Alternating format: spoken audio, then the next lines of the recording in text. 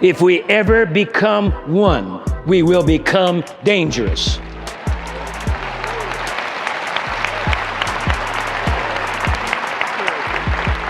Dangerous in the sense that we will begin to take charge of our own destiny. Instead of relying on the white man, we'll rely upon our own abilities and our own resources. But as long as they can keep us dependent upon them, then we never come into our own as humans, and above all, as true Christians.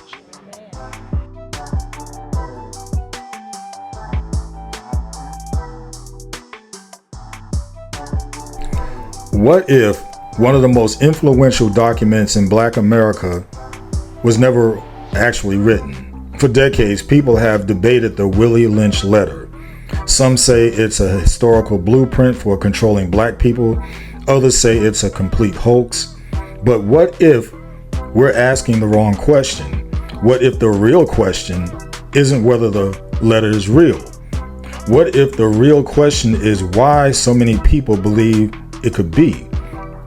So today, Dr. Fred Price examines the Willie Lynch Letter from a different perspective. Not whether it's authentic, but why it feels true.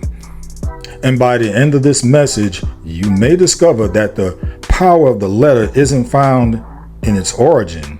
It's found in what is revealed about. It reveals about history, economics, and about behavior. Check it out. And we were going to look at this as a letter, supposedly a letter, or the Willie Lynch Letter, dated 1712.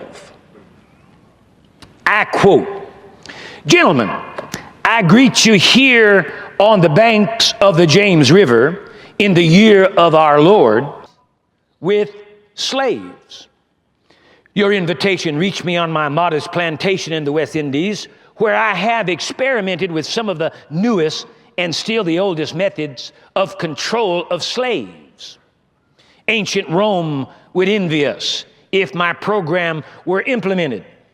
As our boats sail south on the James River, named for our illustrious king, whose version of the Bible we cherish, I saw enough to know that your problem is not unique.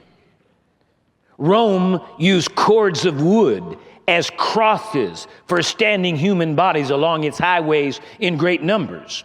You are here using the tree and the rope on occasion. I caught the whiff of a dead slave hanging from a tree a couple of miles back. You are not only losing a valuable stock by hangings, you are having uprisings. Slaves are running away. Your crops are sometimes left in the fields too long for maximum profit. You suffer occasional fires. Your animals are killed. Gentlemen, you know what your problems are. I do not need to elaborate. I am here to enumerate. I'm not here to enumerate your problem. I am here to introduce you to a method of solving your problems. Now, every black person and every other ethnic group, but primarily every black person, you need to hear what I'm getting ready to read. Mr. Lynch goes on to say, in my bag here, I have a foolproof method for controlling your black slaves. I guarantee every one of you that if installed correctly, it will control the slaves for at least 300 years.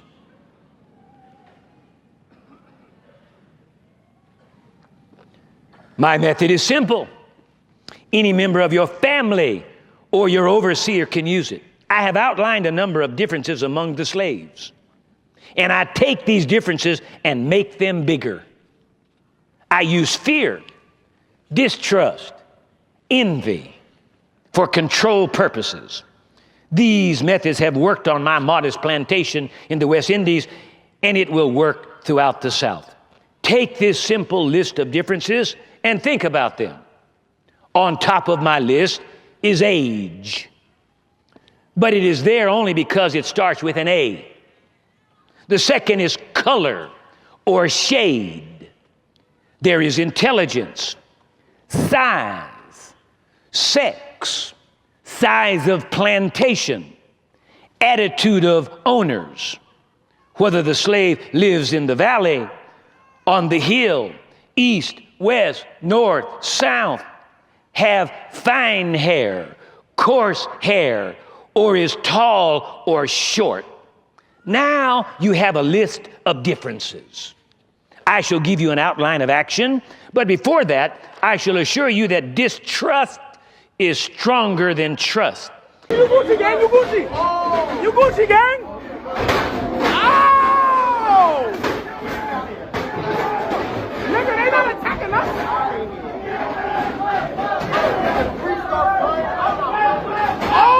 And envy is stronger than adulation, respect, or admiration. The black slave, after receiving this indoctrination, shall carry on and will become self-refueling and self-generating for hundreds of years, maybe thousands. You still here? Don't forget, you must pitch the old black male versus the young black male, and the young black male against the old black male. You must use the dark-skinned slaves versus the light-skinned slaves, and the light-skinned slave versus the dark-skinned slave. You must use the female versus the male, and the male versus the female. You must also have your white servants and overseers distrust all blacks. Oh! Oh! I'm not doing that. I'm not doing that. Nah, you Gucci gang, you Gucci. You Gucci gang. Oh! But it is necessary that your slaves trust and depend on us. They must love, respect, and trust only us. Gentlemen, these kits are your keys to control. Use them. Have your wives and children use them. Never miss an opportunity. If used intensely for 1 year, the slaves themselves will remain perpetually distrustful. Thank you, gentlemen. End of quote.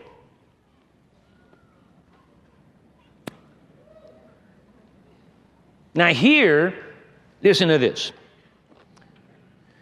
We African Americans have been, ever since the beginning of slavery, superbly brainwashed. It is a fact that the Willie Lynch Letter cannot be historically validated. However, if we go by history, the principles outlined in his letter have been at work among us in no uncertain terms. Even though the Willie Lynch Letter cannot be historically proved to be authentic, there is another document that is similar in its purpose. Now, whether it's true or not, in actuality, I can't say. I've searched everywhere.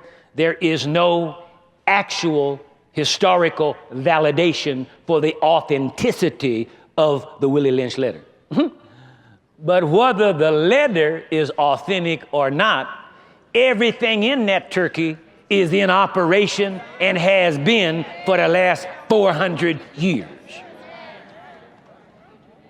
They have worked a royal game on us, and they are still working that game today. Nigga, they not attacking us.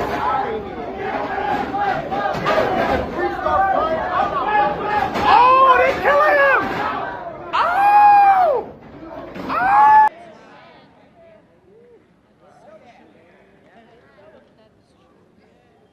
The demise of the black male has been fostered by the rise of the black female. They know and they have known that the way you emasculate a black man is to put him in position where he cannot fend for himself, where he has a difficult time truly being a man and the head of his house. And so they hired black females over the black male. They're still doing it today. The man gets to the point where he feels like he's nothing, has no self-confidence, no self-worth. Then they've worked this thing on us where we can't work together, won't work together. They have purposely, insidiously planted the distrust of one black for another, because they know that if we ever get together, if we ever become one, we will become dangerous.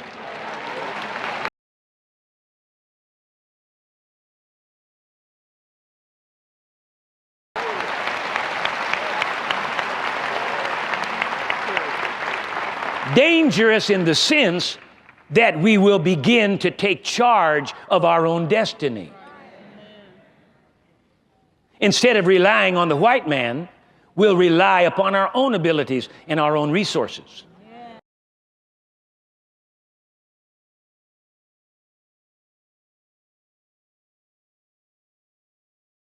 But as long as they can keep us dependent upon them, then we never come into our own as humans, and above all, as true Christians.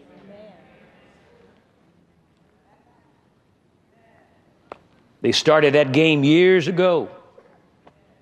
As I say, the letter, Willie Lynch Letter, cannot be documented as authentic, but the principles definitely are. Somebody started them principles, and they're working, and they've been working. And that's why we're in the miserable condition as a group of people that we are, because we've been brainwashed. But we got to change that. And we can. We must. We have to, if we're going to have a future. Okay, I'm going to give you 3 reasons concerning the Willie Lynch Letter. Reason number 1, divide and conquer. Now, this is where the Willie Lynch Letter feels believable to many people. The letter describes creating divisions among black people so they would distrust one another rather than unite. And whether the letter is authentic or not, many point to the real historical examples that resemble the strategy.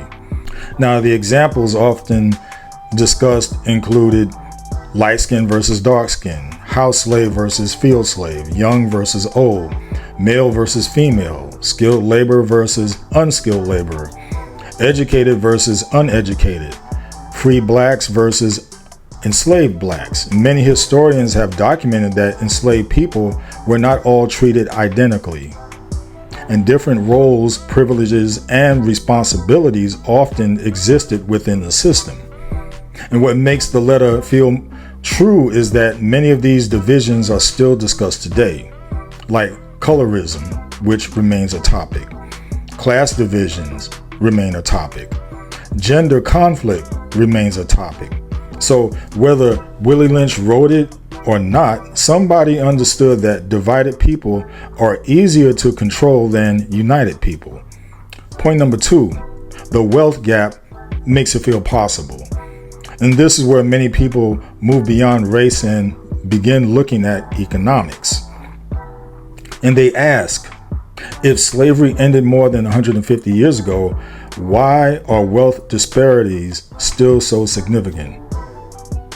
And people point to land ownership, home ownership, business ownership, access to capital, inheritance, generational wealth. So, for example, if one family owns land for 5 generations and another family starts with nothing, the effects compound over time. A home purchased decades ago may increase dramatically in value and be passed down to children. A business can create opportunities for future generations. Investments accounts grow. Property grows. Assets grow. And many people look at these realities and feel that the Willie Lynch Letter explains how long-term economic inequality could persist generation after generation.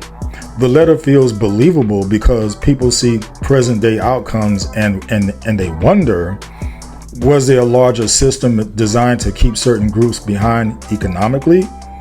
And of course, that answer is yes. Point number 3, it explains behaviors people still see today. Now, this may be the strongest reason emotionally, because many people read the letter, or rather read the letter, and feel it explains behaviors they witness around them. The examples often cited included crab in a barrel mentality, where you purposely don't like to see someone of your culture succeed before you do, which segues into jealousy of success. Then there's eternal conflict. Then there's distrust, gang violence, neighborhood rivalries, colorism, division over status and appearance, and tearing down rather than building up. For example, a person opens a business and instead of receiving support, they face criticism. Someone succeeds academically and is accused of acting different. Groups that should be working together sometimes compete against one another. Again, this doesn't prove the Willie Lynch letter is authentic, but it explains why so many people feel it is. See, the letter gives a simple explanation for complicated behaviors. Whether that explanation is correct, that's a separate discussion. But psychologically, people are drawn to explanations that help them make sense of what they see. And notice something, none of these reasons prove Willie Lynch existed. None of these reasons prove the letter is authentic. What they prove is that the letter touches on issues that people still recognize today: division, economics, and behavior. And perhaps that's why the debate continues more than 300 years after the letter was supposedly written. So, continue to renew your mind. Enough said.